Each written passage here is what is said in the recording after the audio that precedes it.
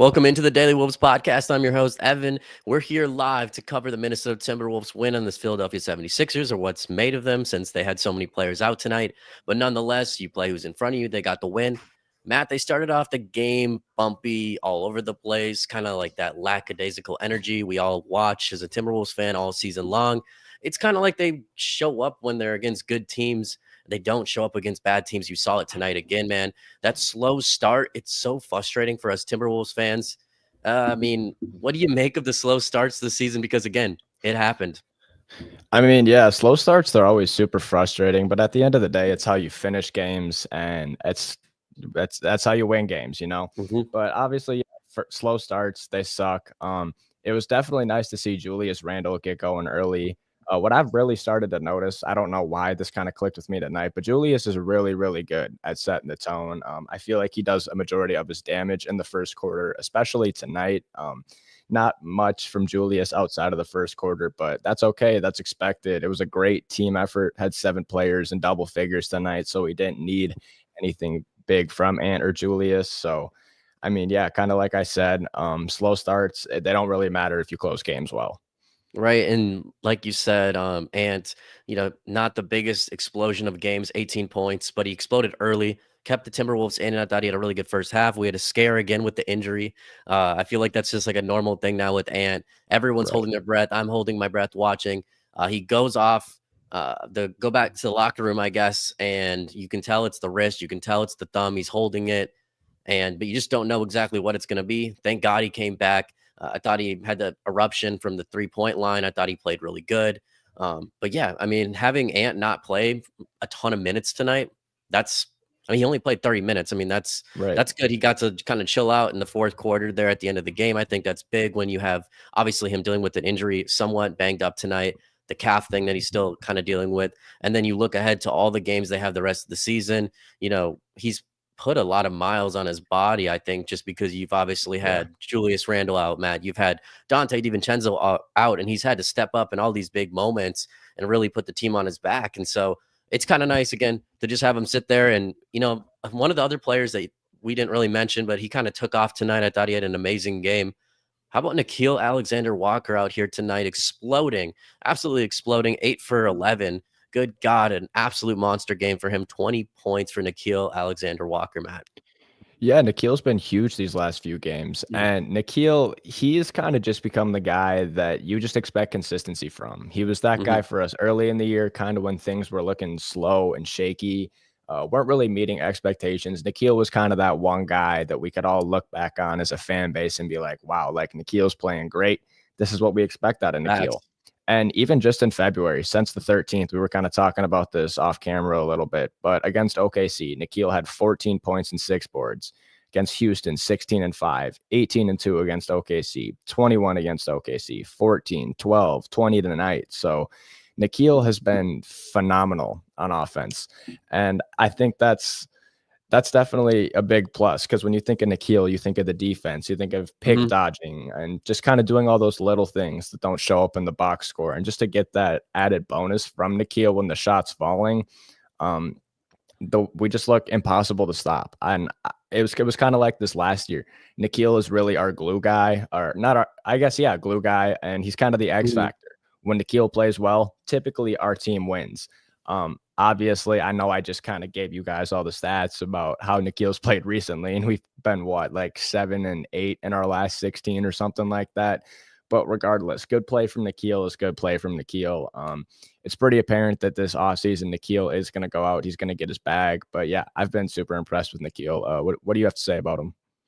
I think Nickeil has been one of the most consistent players in the Timberwolves this year. He had a little stretch that we starts off the year extremely hot. He's probably the most consistent player. Then he had a stretch there where he wasn't the biggest, wasn't the best, kind of struggled, couldn't really find his shot. He was missing even the 3-pointers at one point. I remember that. But now he's starting to find himself again, like you're saying. And he's becoming, like you said, if he does really good, the Wolves do really good. If Jaden does really good, the Wolves seem to win as well. It's like those two players are kind of like the key to unlocking the Wolves for some reason. Yeah. Nikhil's the bench player that does it. Jaden's the starter now that does it. So I think they're the key going forward. I think Nikhil, his defense, his hustle, And we talked about it before. Nickeil Alexander-Walker has, like, people can learn from him on the team. Everyone should learn from him, NBA players, because he never gives up the veteran presence he has. When they came back against the Oklahoma City Thunder, when they came back other games, he led those comebacks with the confidence, right? That was him with the second unit, with the young guys. He wants to go down with some pride. He doesn't want to just get blown out and lose. And I think Nikhil's a big, like, example. He's a leader, a silent leader maybe, but that's a guy you need in the locker room, that calming presence. He's always so calm, man. So we love Nickeil. Shout out to him. I think another guy who 3-point sniper for the Minnesota Timberwolves. He just came back. That is the rated R Ragu, our boy, Dante DiVincenzo, man. We love Dante in the chat. Woo. Yes, sir. Dante DiVincenzo, 12 points tonight again. Ever since he's came back, he's been fantastic. I know it's only been 3 games, but let's not forget he was on a heater before that. Again, Dante spreading the floor, doing those little things. A dog. We love him so much on the show. And then, of course, Dante had that one play, Matt. He dives on the ground, gets the ball, flicks it to the Wolf player on the breakaway, and he gets an easy 2 points. I mean, you just need that type of player. And we saw Dante do that when he was in a New York Knicks uniform. For those who didn't tune into the Knicks, he did it in the playoffs where he exploded for the New York Knicks. And if you're going to get the New York Dante, which we've been seeing recently, I mean, this dude has experience. Let's not forget he's gone to the NBA Finals, I think, with the Milwaukee Bucks and won. NBA champion. He's played and he has experience and he has grit and toughness and to do it. I think Dante's going to be a lot bigger than we think. He can rally this team, hopefully, in a play-in game or playoff game, and kind of get them together and, you know, show them that he's done this before and how hard you have to work to do it, man. Yeah, Dante, obviously this year he had a slow start, not the start that we were all hoping for. We were all hoping to just kind of pick up where he left off at the end of the playoffs before New York got bounced, when he was averaging like 20 a game. Insane stats. Obviously had one of the best shooting seasons of all time last year, but I've been really impressed with Dante in the playmaking aspect, man. I think he had 9 assists a couple nights ago. He had 8 tonight. Incredible. Because that was also another struggle for Dante in the beginning of the year. He couldn't facilitate an offense. He didn't look like he could be the point guard.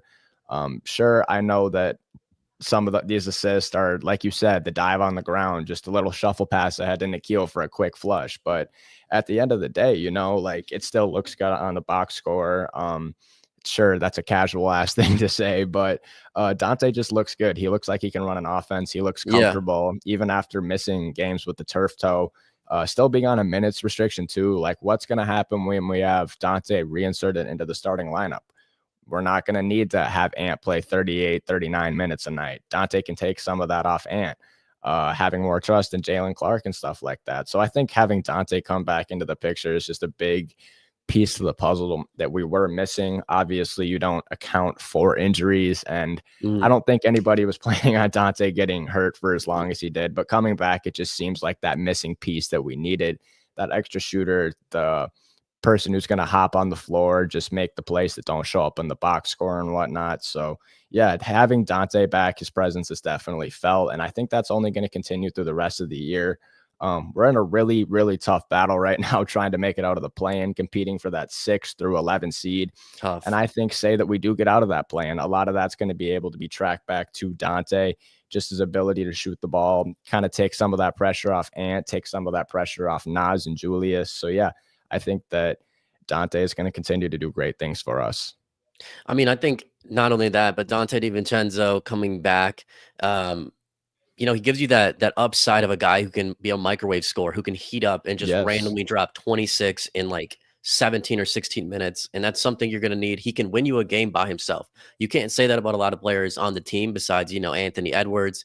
Maybe you could say that about like Naz Reid, but Dante's a guy who can come in and he has that upside. We got Andrew coming in as well. He just got back from Target Center. Just shout out to Andrew for joining.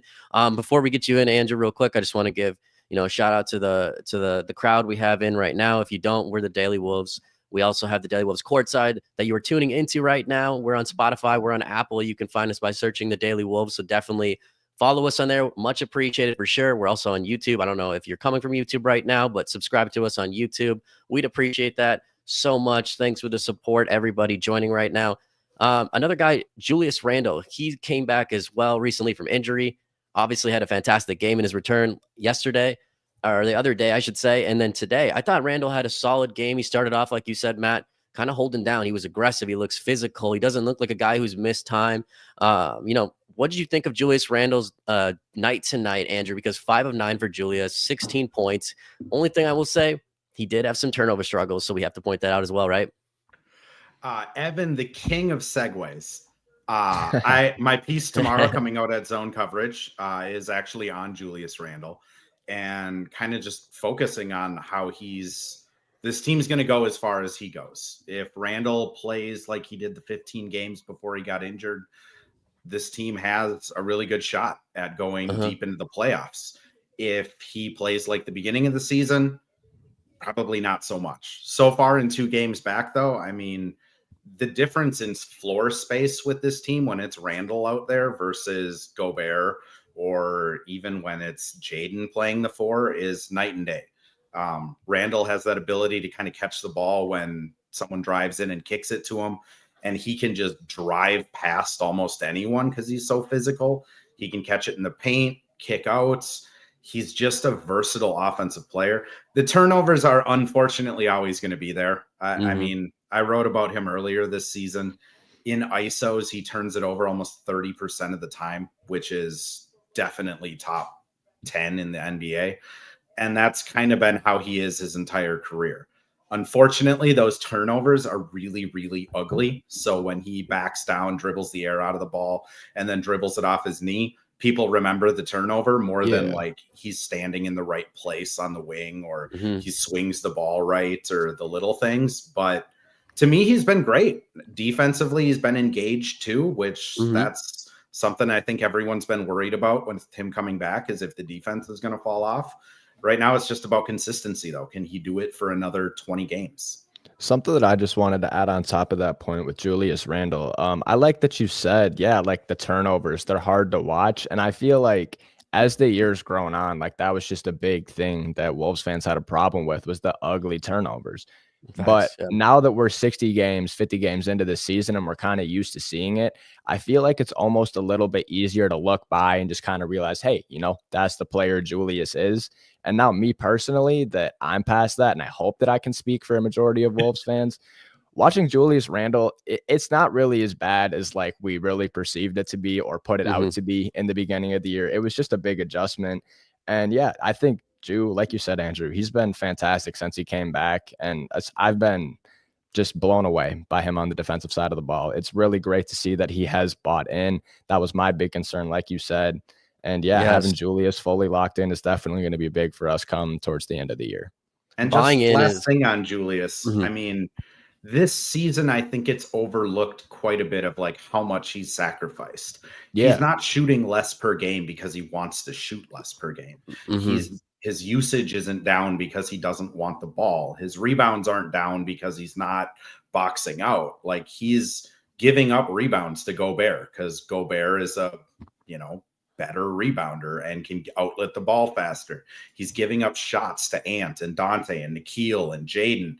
He's kind of, out of everyone on the Wolves, been the guy that's gotten the short end of the stick the most. And the fact that he's still bought in despite getting the short end of the stick is just encouraging, because I know there's kind of a divide in the fan base of like, is Chris Finch a good coach?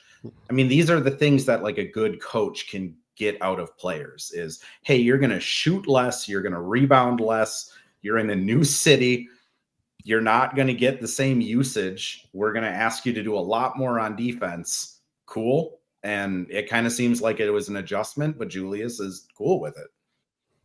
I mean, in the beginning, it kind of felt like I didn't know if he knew exactly.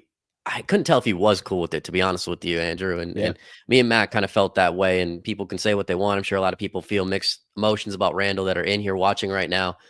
I was always wondering, he kind of looked like he had selfish play in the beginning of the year. And that's why I think there was frustrations with the fan base, with us. But now, since he's been playing good, I can see a player that he's part of the team. He's not a single guy that looks like he knew he was in the last year of his contract and he's playing for that kind of money. Now he looks like he's bought in. He's fully with the team. He's engaged. He wants to do what it takes to win. I think before it just looked awkward.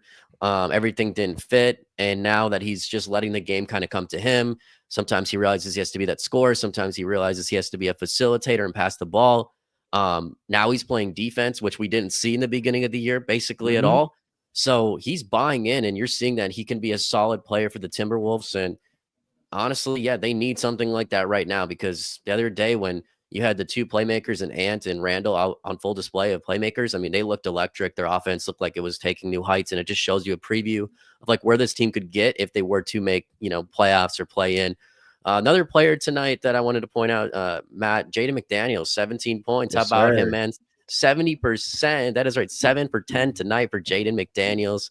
He's doing it this year. He's changed his whole career and season. He's evolving right in front of our eyes, man. He's turning into a young rising star. We already believed he was a star at Rising, but now you're really seeing that he's worked the contract, one of the best perimeter defenders in the NBA.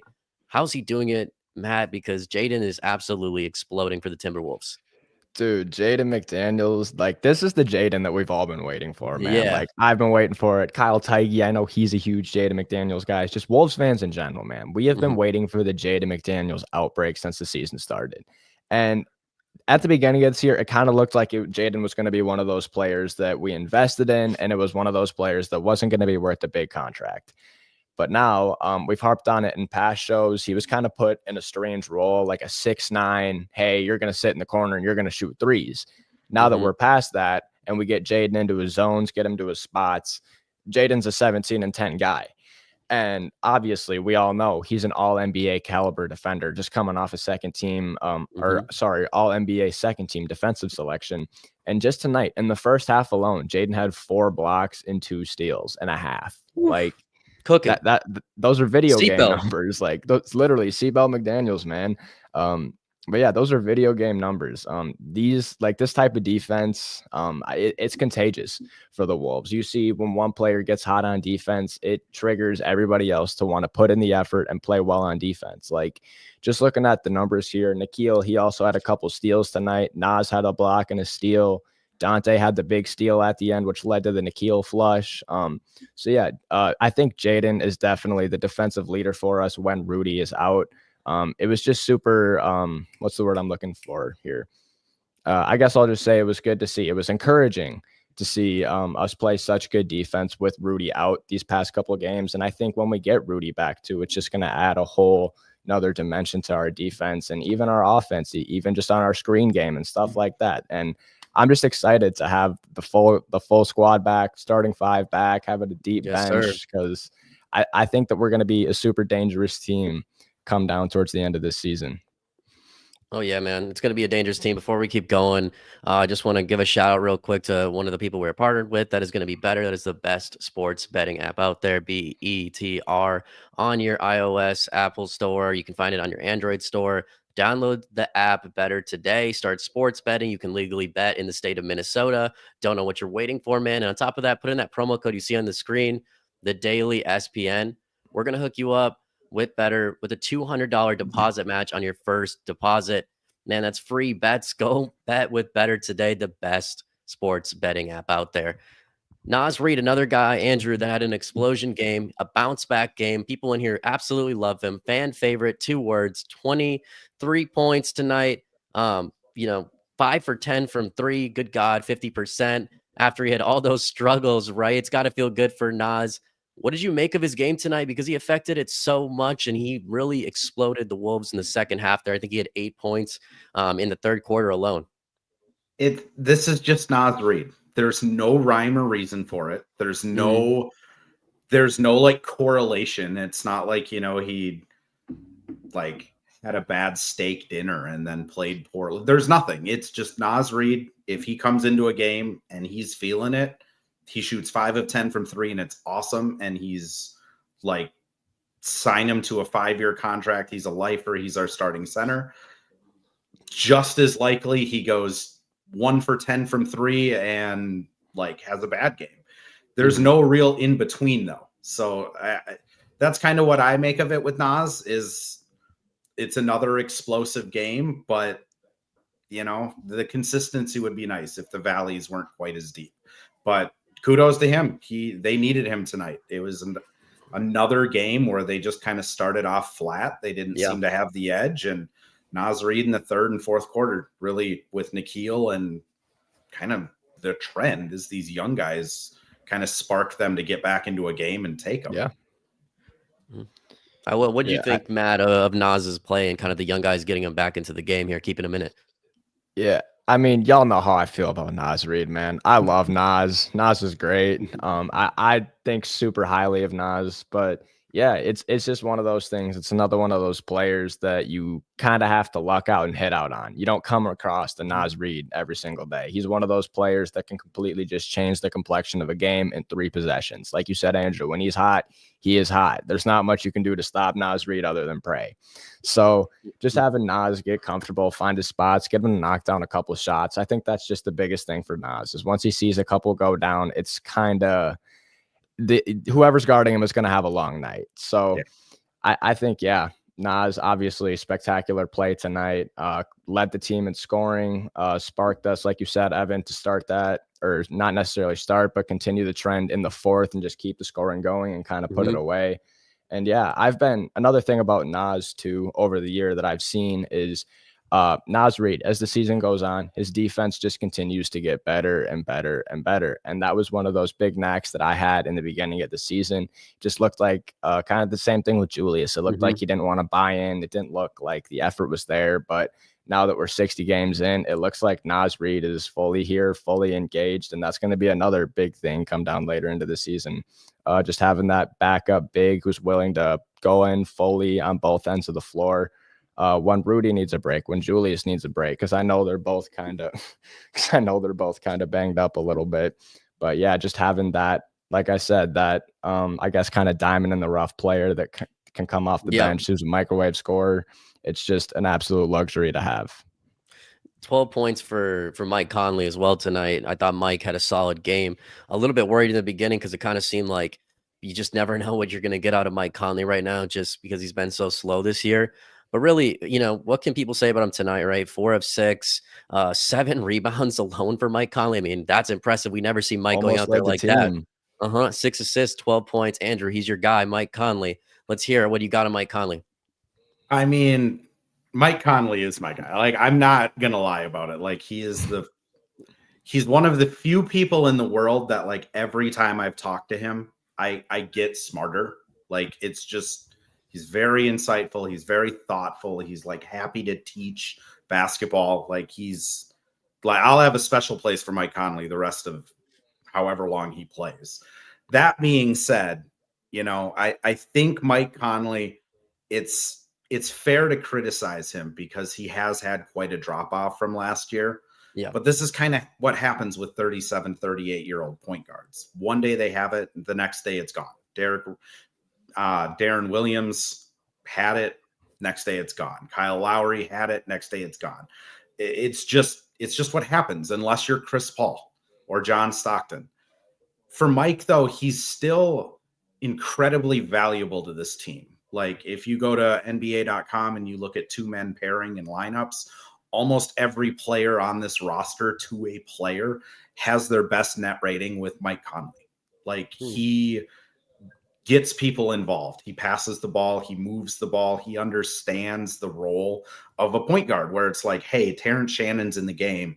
He hasn't touched the ball in 4 possessions. We should really just let him dribble the ball. So give me the ball. I will give it to Terrence. And then Terrence is going to continue to bust his ass on defense because he feels like he's a part of something.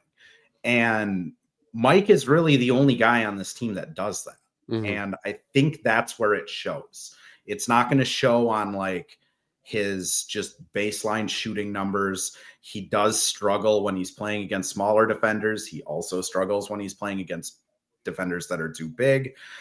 He's gonna miss shots. He's not as fast as he once was, but he just understands how to manage like humans.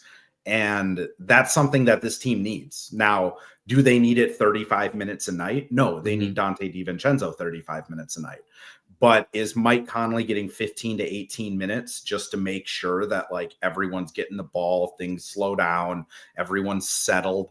Like, that's probably his role this year and next year. And he's still fantastic at that. Yeah, he's been getting back to Mike, and you see those flashes of recent. Hopefully, he can continue, because sometimes it's like you just wonder, and we always talk about it, if Rob Dillingham couldn't be at least doing the same thing. Obviously, tonight, fantastic game.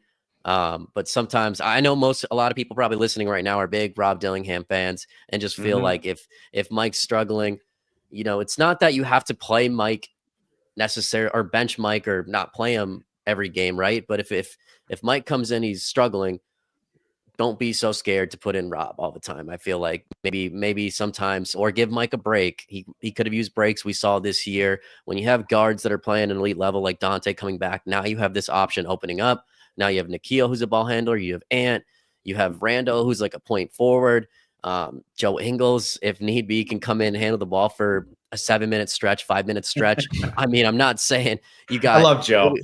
Yeah, and we talked about this. We talked about this for people joining in that weren't on, that didn't listen to our episode the other night. Bones Highland, another guy they brought in, and they actually just recalled again. Probably more of an insurance policy for those who want Bones Highland to play, but he's been cooking. He's been cooking for Iowa, and now you have all these ball handlers. You don't always have to play Conley. I think that's one of the reasons he's struggling so much, is he's just so banged up. We're gonna move on, kind of talking about tomorrow's game, because they play tomorrow night against Charlotte. We got LaMelo Ball and the Charlotte Hornets coming up. Matt, how are they going to get it done tomorrow? I think that the big thing is just going to be, you can't take a night off just because the team is perceived as bad.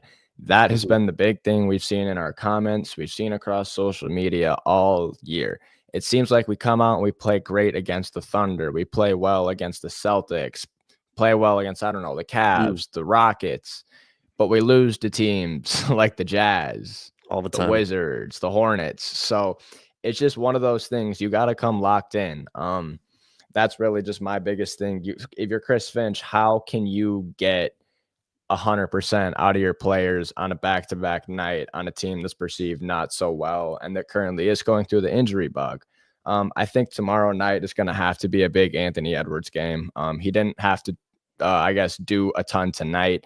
A lot of it was kind of the Jaden, the Nikhil, Dante at the end of there. So I feel like Ant and Julius not having to take as much of the offensive load, I think that's going to pay dividends come tomorrow night. I think that they're going to have a lot more in the tank than they would on different nights on a back-to-back, when say that they have to score 60 out of X amount of points that we score. So I think that's definitely going to be something to look for, having your two star players have a little bit more in the tank.